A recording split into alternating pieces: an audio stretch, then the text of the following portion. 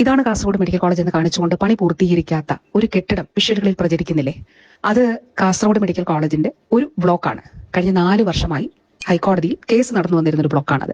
ഈ കെട്ടിടത്തിന്റെ നിർമ്മാണം വ്യവഹാരങ്ങളാൽ തടസ്സപ്പെട്ടു എങ്കിലും ഇതേ സമയത്ത് തന്നെ സംസ്ഥാന സർക്കാർ ഫണ്ട് അനുവദിച്ചുകൊണ്ട് ഹോസ്റ്റലുകൾ, സ്റ്റാഫ് ക്വാർട്ടേഴ്സുകൾ എന്നിവ നിർമ്മിക്കുകയും പ്രവർത്തന സജ്ജമാക്കുകയും ചെയ്തു.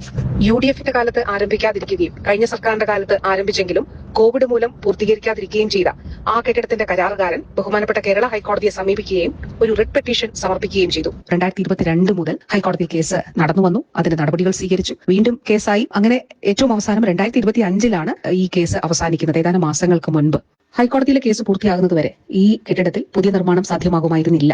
കേസ് പൂർത്തിയായ ഉടനെ തന്നെ നിർമ്മാണം ആരംഭിക്കുന്നതിന് വേണ്ടിയിട്ടുള്ള നടപടികൾ സ്വീകരിക്കുകയും ടെൻഡർ ക്ഷണിക്കുകയും ടെൻഡർ നടപടികൾ അതിന്റെ ഫൈനൽ ഘട്ടത്തിൽ എത്തുകയും ഈ പുതിയ കരാറുകാരനുമായി എഗ്രിമെന്റ് വെക്കുന്നതിന് വേണ്ടിയിട്ടുള്ള നടപടികളാണ് നടന്നു വരുന്നത്. ഇതിനുള്ള പണം 169 കോടി രൂപ കിഫ്ബിയിലൂടെയാണ് സംസ്ഥാന സർക്കാർ അനുവദിച്ചിട്ടുള്ളത്.